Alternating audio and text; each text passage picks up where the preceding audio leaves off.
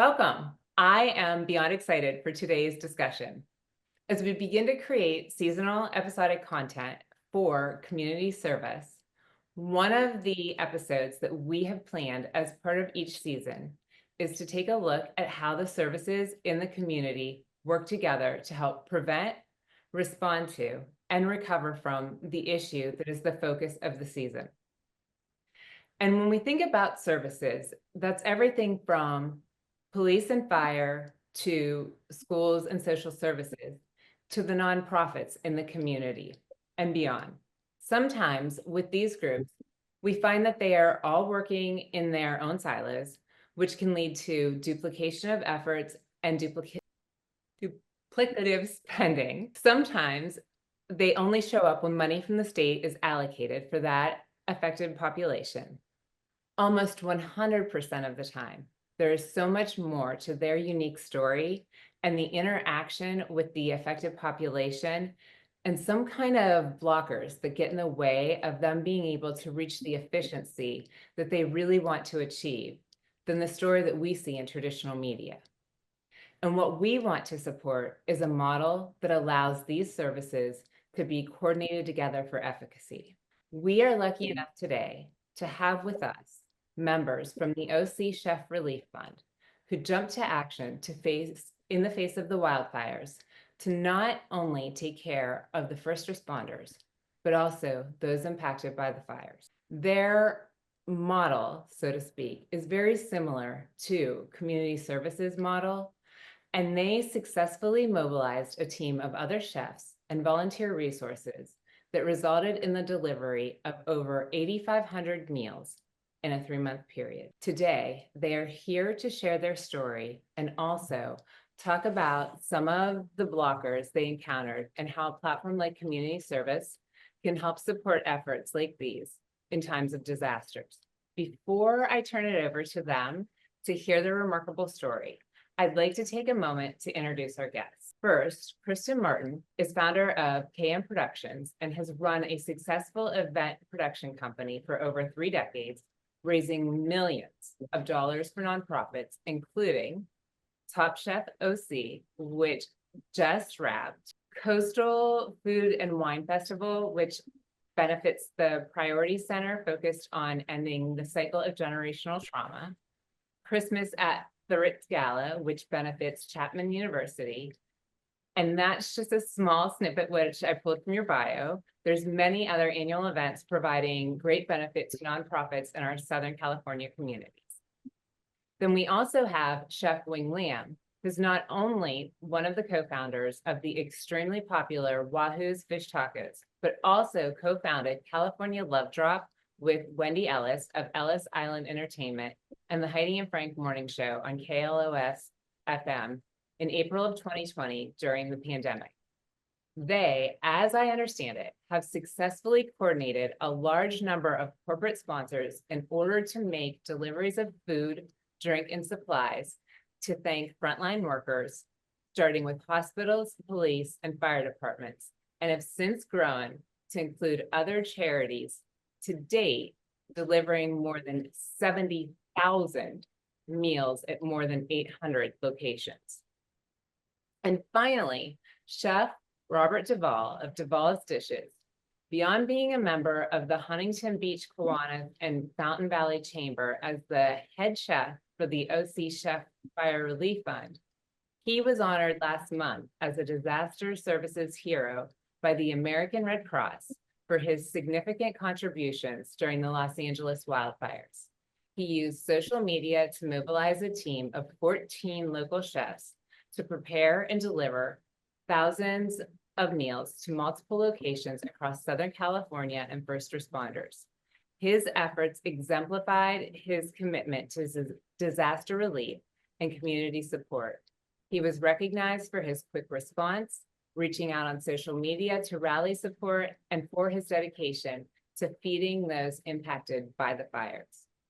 I am so grateful to you all for taking the time to join us and to share your story. First of all, did I get your bios correct? And is there anything that you all want to add? And then please tell us all about the Fire Relief Project. I I think that was great. That was a wonderful introduction. I'm really proud to be on this call and involved with you, Danielle, on this. I think there's a real need for this. And we're one of many groups that came together to support the fire relief. I'm sorry, everything related to helping the victims of the fires. And we have, I think, a really similar story in conception, is that we all just were watching it on TV and we felt really empowered to step up and do something. And the question is, where do you go? What do you do? If you can't donate a lot of money, then, where do you put your time? Where do you put your energy? And I was fortunate because through my work, and I do a lot of events and I get to work with the chef community. And through my work through decades, I have many chefs who are dear friends of mine now. And Chef Robert, of course, is one of them. And, we all kind of look out for each other. And when the fires were literally at their height, and I had a couple chefs text me randomly, they weren't even coordinated in their text, which I found so wonderful. They just were like, Kristin, we got to organize something. We got to do something. We feel like we need to do something. And I can say this about the chef community: they have the biggest hearts, and they will feed anyone at any time, and they will come out of pocket, and they are such a giving community. And I think anyone that works with any type of chef community would recognize that. And I've been fortunate enough to see that over many years. And so it didn't surprise me that there was a handful of chefs that reached out. So we started. And I basically posted on Facebook, my personal Facebook, that I was going to be collecting food. And Chef Robert and Chef Brandon Hall from Time Well Spent gave me a list of things that they could use and they could cook and create meals. So I created this list, posted it on Facebook. I seriously thought that 20 of my friends would drop off like bags of potatoes and carrots. And I put a bunch of coolers in my front porch, and I had a little 10 by 10 white pop up tent. And it said, food drive. And I was like, okay, I'm going to collect all this food. I'm going to drive it up to Brandon's commercial kitchen. Robert and Brandon and Alan and Pascal and Chef Rick and just this, basic group is going to cook a bunch of meals, and somehow we're going to figure out a way to drop it off at the Rose Bowl. And that was the plan. And it was a 1 week plan because we all work and we all have, lives and things to do. And so that was it. And so from my perspective, it absolutely blew up, like in my face. So within 24 hours, I have pictures. I think I sent it to you, Danielle. And we're I going to ask them opened here for. I opened my front door. I could not walk out of my porch. There was so much food just piled and piled and piled. And so I needed to have my husband bring it all in. It was weighed hundreds of pounds. And I was like, oh my gosh, I got to get off my porch before the raccoons get it, because I live right by the canyon. And I was basically creating a smorgasbord that night for my raccoons, who I'm a big animal lover, so it's fine, but this wasn't meant for them. And so pulled it all into my foyer, then couldn't walk in my foyer. And I thought, this is amazing. And so collected it, drove it up to Brandon's kitchen, made my kids come, made all their friends come. And we had just this shell group volunteers, and they started cooking. We thought, oh, this is awesome. And Robert was just, amazing, coordinating all the chefs and everything. And we were organizing, and that's how it started. So then we started to think, okay, well, let's do it one more week. Let's just do it one more week. That's it. And then we did it. And once again, it was like exponentially exploding. And then people were reaching out to me that wanted to volunteer. So all of a sudden, by second week, I had 40 or 50 volunteers. So then I was like coordinating volunteers, which is a job in itself. What time slot do you want to come? Do you want to come on Saturday, Sunday? What was going on? We were just flying by, just a thread, and with really not a ton of organization, but we knew we wanted to do some good, and we thought, okay, this is how we're going to go. And so then we started posting ways that people could donate on, like, to our personal Venmo sites. And I thought, oh, this is so great. I'll get a couple $100. I'll go down to Costco. I'll buy, of course, buy all the food, use all the money, and then I'll take a screenshot of my receipts and I'll send it to my friends who donated so they know that their donations all went, to support food. So I did that. All of a sudden I had $600 in my Venmo. And I was like, oh no, oh no, this is my personal account. This is not okay. I can't do this. And so I shut that down and I called Robert and I had him put it on his personal account. And then he started collecting all this money. And then we both were like, we can't do it this way. This is not going to work because it was just exploding. And like I said, I come back to my original thought, which is that people are so giving, and everyone, we were giving our friends and our people that knew us an avenue to come together and do some good.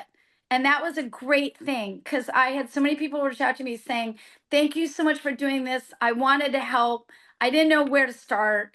The Red Cross seems like they're really busy. I don't know, I feel like whatever I do for them, it kind of goes in a big bucket. I don't really know where it's going. So I had a lot of people that really loved the fact that we gave them that avenue. And so we just kept plodding around, and we kept doing it week after week after week. And poor Robert, I mean, he's got 3 kids and a wife, and they obviously weren't seeing him for a while. And I had pretty much fallen off the planet with my family. I mean, it was literally a full-time job. And we just kept going because there was such a need. And so, the food just kept getting dropped off and money and everything. It was great. And so then I luckily I went to high school with Wing and his brothers.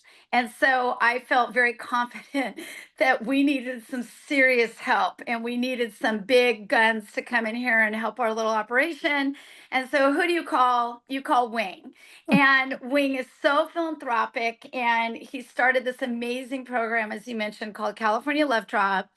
And we were running into a huge problem with distribution. So we could collect it all, and we could cook it, but then we had no place to take it. We didn't have trucks, we didn't have any drivers. The Red Cross had shut down the Rose Bowl, then they'd shut down a bunch of other places because they were getting overrun with donations. We immediately reached out to Wing for help.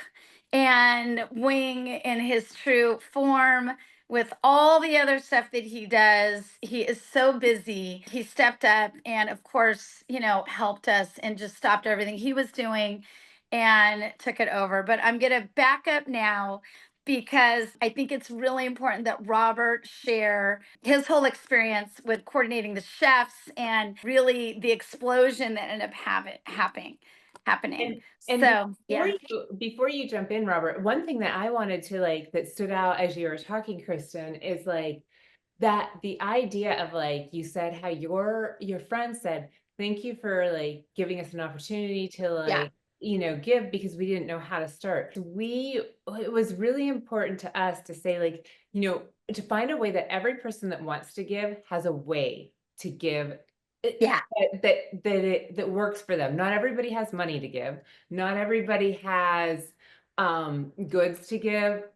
Some people just have skills to give. So it's finding and that's why we started what we call the tribe builder, which is that resource request workflow. Mhm. Everybody can find their avenue to give to the things that work for them. Well, and let me just add to that really fast, because, and then I'll close out and let Robert take it from there. Yeah. But because I work with so many other nonprofits, they started reaching out to me. So Pacific Marine Mammal Center had 2 semi trucks filled with food and baby strollers and dog food. The entire Laguna Beach community decided that they were the dumping ground. Now they did start collecting, but they were so overwhelmed that Laguna Beach just literally, they had semi trucks sitting on their parking lot, and they called me saying, "How, where are we going to take these? Where do we go?" And then I had another nonprofit that I work with, which is an animal rescue, and they were overwrought with animals. And so I started connecting them with the San Diego shelters. And of course, through that process, I fell in love with one of the dogs that had lost his eye. He was burned, and his name is Buster. I will send you a picture. So Robert said this led to the Red Cross Hero Award, and this Kristin, when she first talked to me about this, she told me, she said that you literally from day until night, you missed out on your family and everything for those 3 months trying to do this. So please. It started with 100 meals on a Facebook post, and then all of a sudden, next morning, I have people saying, "Let's do 1,000 meals. I'll match you 100. I'll match you 300. I'll match you another 400." And then it just led to 1,000 meals the first week, and that ended up being 2,400 meals the first week. So, but thanks to Kristin getting all the donations and the food, and then I was calling the Red Cross for 3 or 4 days trying to get a location to drop it off at, and they were saying we have so much food, there's so many places that we can't accept anymore. I was like, uh-oh, that's gonna be an issue because we have all this food ready to be distributed. And then Wing calls me up the next day going, "Hey, I heard you need some help." I'm like, "Yeah, buddy, I do. I have all this food I need to get rid of. This has been crazier than I thought." He's like, "I'm here to help. I'll see you this Sunday. We'll drop it off." That's how it all started kicking off. He brought 4 vans, 5 people, and we all distributed it. It was awesome.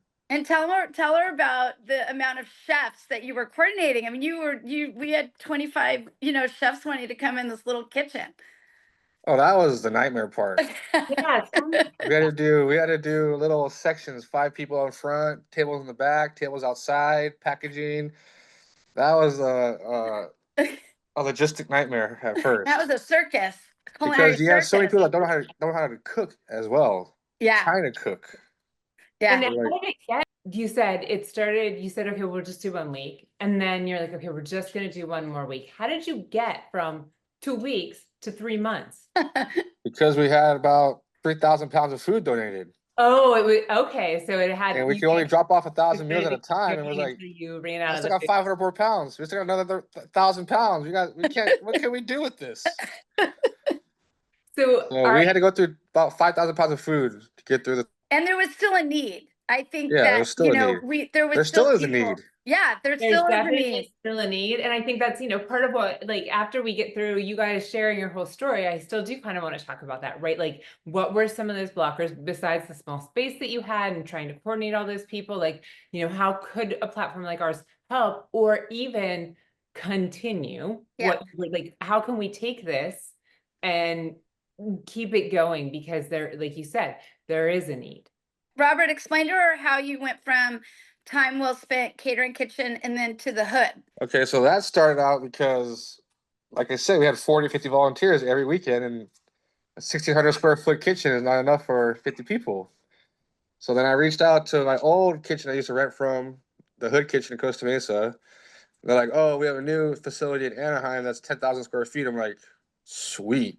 Can I use it?" They're like, "Yes." Actually, one of the owners, Kristin Musa, her house was lost in the fire, so she would like to donate to the kitchen to the duration of the time. Oh. So I got the kitchen for 2.5 months, rent free, everything donated. It was awesome. So it was pretty awesome because we started running everything there, and it was so much more efficient. There was so much more room. There was only 3 prep tables at time well spent. At the Hood, there was 45 prep tables. So. But then there was also, like, I started talking to people that I know in the community, like Dan Stefano, who's the fire chief in Costa Mesa, who, once again, I went to high school with him. And I reached out to him and I was talking to him about, like, having all these volunteers and the chefs cooking at the Hood. And is there like a liability? What if somebody cuts their fingers peeling potatoes? And, what does that do? And of course, Dan said to me, "Well, Kristin, you have a production company. You have liability." And I said, "Whoa, Dan, this is not going under my, what? I'm just helping. This isn't anything that I'm doing to get paid for. This is not my company. This is just my being a good humanitarian effort.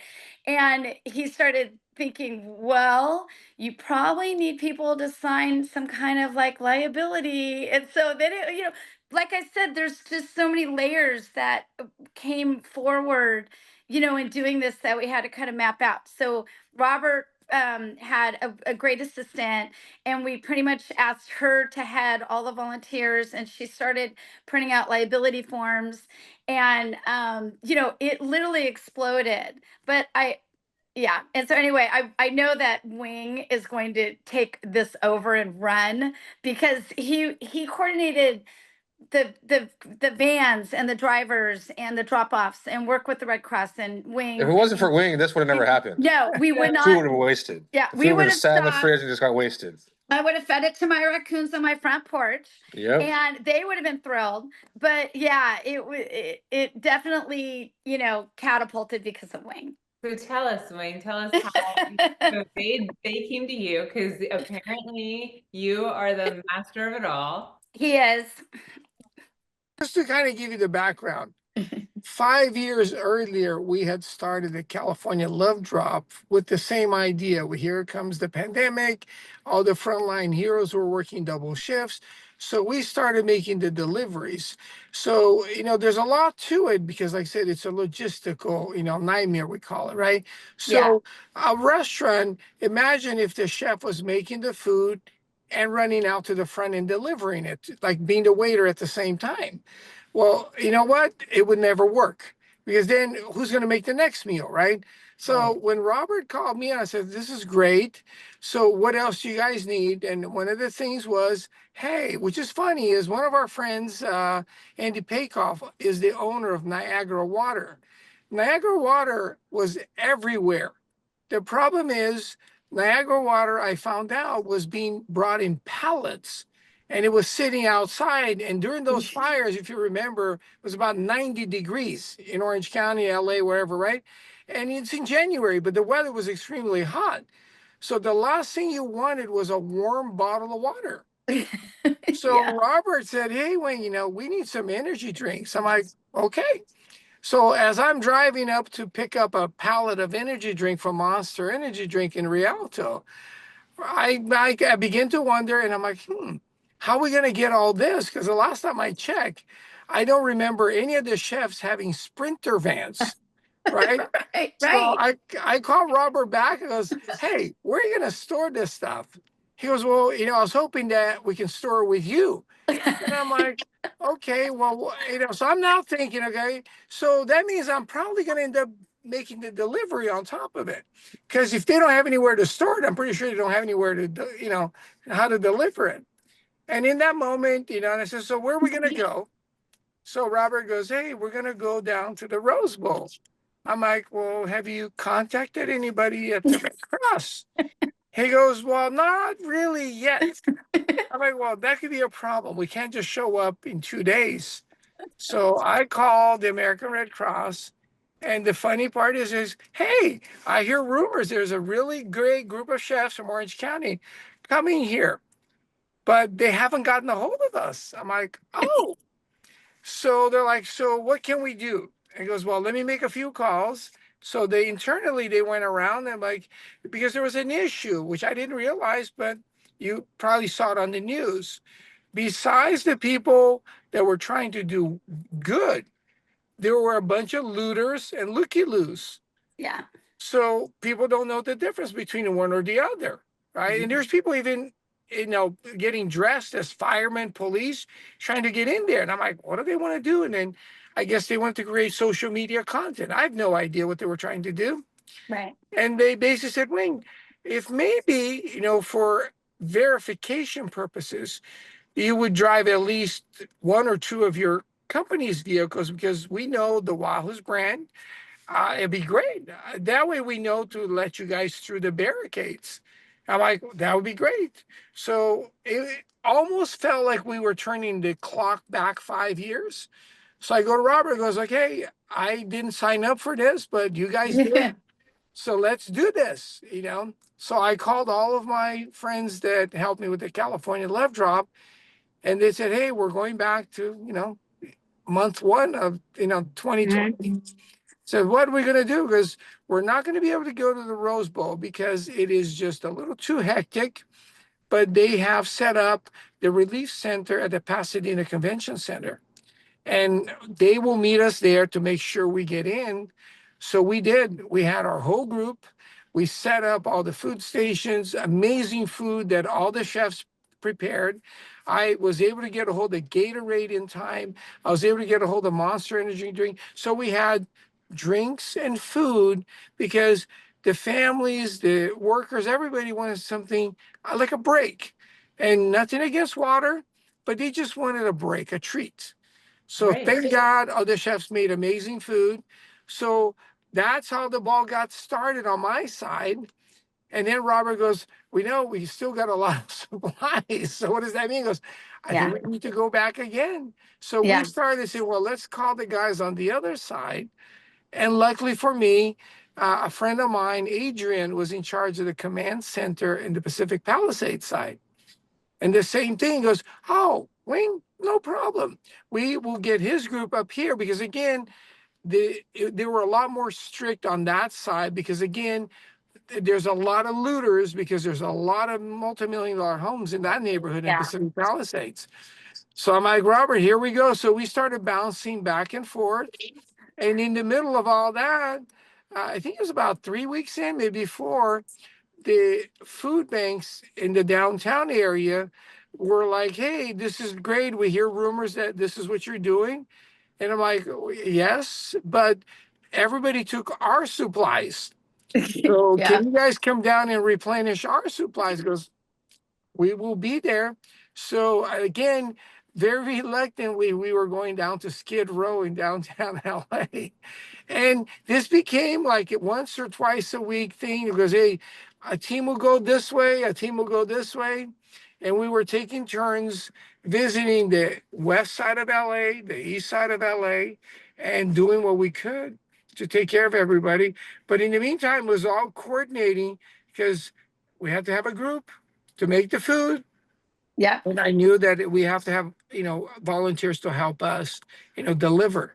So it was a team effort and all led by, Robert that said, hey, I got this idea. I'm like, ideas are great, but we got to make sure we have a plan to execute this wonderful idea.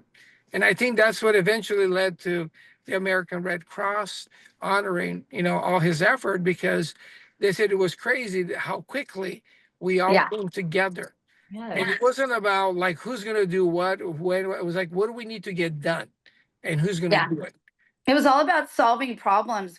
That was our mentality. There wasn't, there was no hierarchy. We were all working as a team. And I will say that, to add to that, there were a lot of chefs in the community. When they found out that the kitchen was really full with other chefs, they started prepping meals in their kitchens and giving it to us. So I wanted to mention a couple of those. So one of them was Ben Martinick at the Pendry Newport Beach. He reached out to me and he said, hey, Kristin, we're cooking 500 meals. We're going to bring them to you. And I said, great, you're going to bring them to Robert. And so I was saying, deflect, nothing's coming to my house. And so I had to deflect. And then Michael Campbell with Pacific Pearl Catering, he had a team of 5 chefs in his kitchen cooking meals, and they were bringing them up to Robert. And so Robert was really he was the feeder for a lot of other chefs in the community that were coming together. And, it was an amazing experience.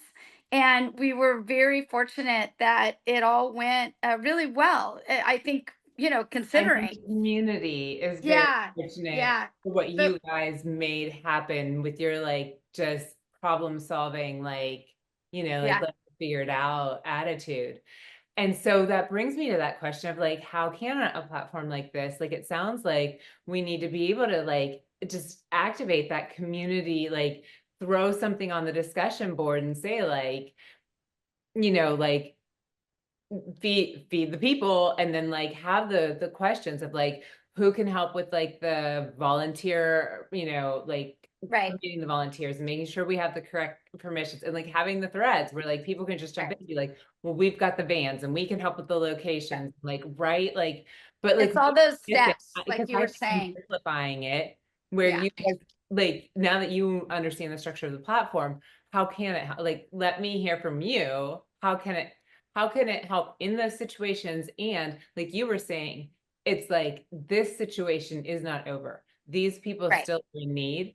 How do you think it could extend your work and move it forward without you Well, having and to there'll be do it? other disasters, unfortunately, there will be other things that happen, where it's, unfortunately things do like that happen and nobody knows, but to have a central platform to be able to either donate items or donate money and then know where that money's going, I think being very transparent about that's really key. And then I think, having the volunteer situation was huge. And then the distribution was a huge link that needed to be solved. And like Wing said, luckily Wing had so many connections, at the Red Cross and, with the fire that he was able to really map out that distribution. But if it was someone that didn't have those tools, they would really be lost. They would be stuck collecting a bunch of things and they would have no place to take them. So I think that it's just basically all the steps that we mapped out. Where if we had had one platform, I mean, gosh, if I had one platform to coordinate 60 to 70 volunteers that were reaching out to me that I had to get back to every day, that would have saved me a lot of texting. And I would have really You could appreciated. have just asked for a volunteer coordinator to Yes, coordinate yes. those people for you. Yeah. And I Right? think it's great that you're coming up with this. I think that a platform like that would help so many people, like us in the community that want to help. It would answer a lot of questions for us. I mean, that's my take on having a platform like this. Robert, Wing, what do you guys, what can you add? A couple of things too that would be interesting is, like I said, it was like, as I forgot about it because I've been doing it for so long, right? Yeah. But early on in my delivery was, how do we know what's inside of this brown bag? Because in the pandemic, everything was individually made, just like it was again, right? So Yes. I go to Robert because when we went the first time, people said, well, is this chicken? Is this fish? Or is this vegan? We're like, oh, I don't know. We got to ask Right. one of the chefs because I didn't make the meal, right? So I don't know what's Right. inside of it. So immediately I said, hey, let's call our printer. So I called the printer in Irvine and goes, hey, can you make some more labels? But in this time, instead of saying chicken, I said, use poultry because sometimes we're getting turkey, sometimes we're getting chicken. Mhm. So it goes, we'll use poultry. And instead of saying fish, let's use seafood because sometimes we're getting shrimp, sometimes we're getting fish. So we made it a little bit more categorically than specific. So we Mhm. had poultry, beef, I think it was beef, right? In vegetarian. So at least we would have it because then we wouldn't have to be looking at the item and trying to figure out what it was. Right. So labels was important. Packaging Mhm. was important Mhm. because having things that were easily to stack and also carry, because all of a sudden we go, if we're going to go serve hot meals and we're an hour away, we got to have Cambros, we got to have coolers. Mhm. So we mobilize. So again, we put it out to the network because we need containers to carry the stuff that's stackable, right? And Mhm. then once we went to the food banks, they decided it was easier for them to do it in bulk so that we could then serve it as more of a cafeteria style as opposed to individual meals. So these are all the things that we learned as we went along. But again, we had the resource because they go, hey, Robert, how are we going to solve this? It Right. wasn't about the, oh my God, they want it this way. Well, we can't. No, it was about how can we solve their Right. needs in the way they want to receive the foods and the donations. So it was always this conversation in the group. And Robert and I have so many text messages going. They're like, what?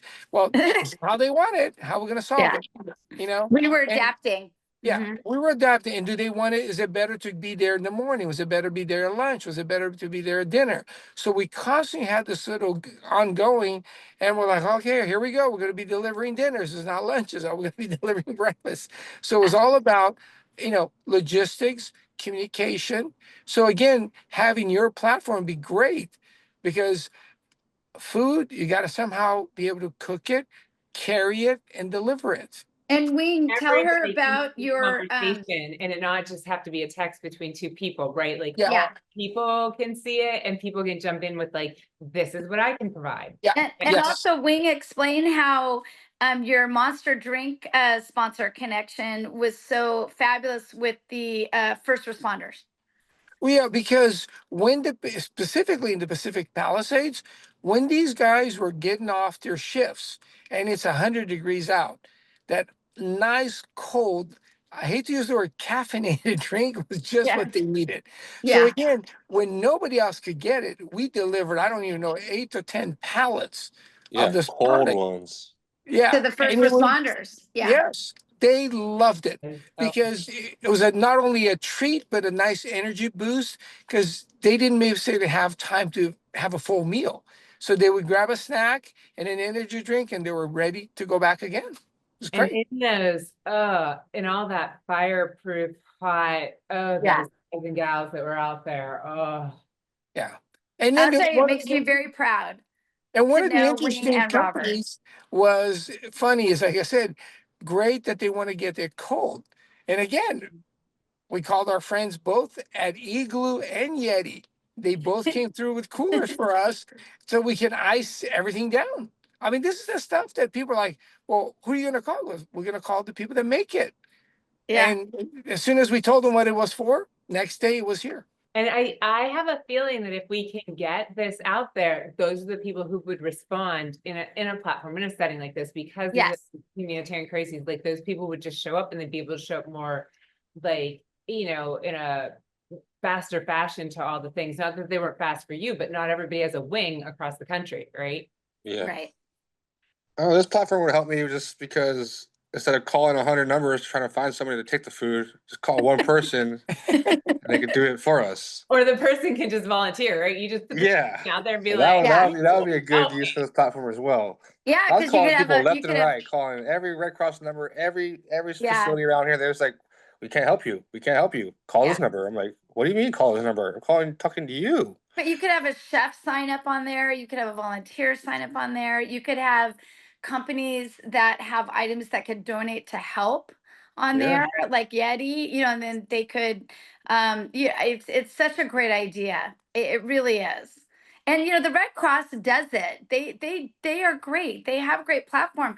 I just think that they're so national, that it's just not quite this, we're kind of the little engine that could. yes. And, for people like us, it's better for us to have an offsite platform where we can just, pull all the traction, the local traction to that site. And if when that you makes focus sense. on a local, like when you focus on a local thing, like the fires, or like, with any different thing, like if you were to focus on homelessness, or if you were to focus on human trafficking, or like whatever different, like whether it's a disaster thing or whatever, every different thing in different communities, they're gonna have different needs, right? And even throughout a crisis, there's going to be different groups with different needs, right? And then so Yeah. each one can have their own discussion forum and their own way to like rally the troops that want to support that area, right? Because different human beings feel a Right. call to action for different causes, for different, like, some people are about giving food, some people wanted to get involved in like helping with the clothes, some people want to help rebuild the homes. Everybody has different areas of skill sets that they can like help with. I think. Well, and that's what's so Somebody great. can help with policy, right? Yeah. Like it has something different. And that's what's so great about what you're doing. And I'll just chime in about California Love Drop, what Wing created, because it's very similar. That's exactly what California Love Drop does. I think that they just don't have a super big, designated website that does all that. But what they do is they promote it on air. Yes. Every Sunday, and it gets out to thousands and thousands of people. So, by connecting your platform with California Love Drop, I Great. think that's the perfect pairing because they can handle it on radio. They can also collect donations, but they can always now drive people to do the volunteer signups and all of that. Yes, So, we can always be like, we right? have something we want to like, It's get very robust. form. Yeah. Yeah. 100%. So it's connecting all these people. The collaboration aspect is huge. And Yeah. I think that there's so much with that type of collaboration with all different sorts of fields. I want to thank you all again for being here, sharing your story and ideas on how community service can help make successful initiatives like yours even more successful. To all of our viewers, we are looking forward to your insights and ideas as you watch this episode. Comment in the chat, share your big ideas on the ideas board, and keep the conversation going in the Unity Forum. We look forward to your contributions. Thank you.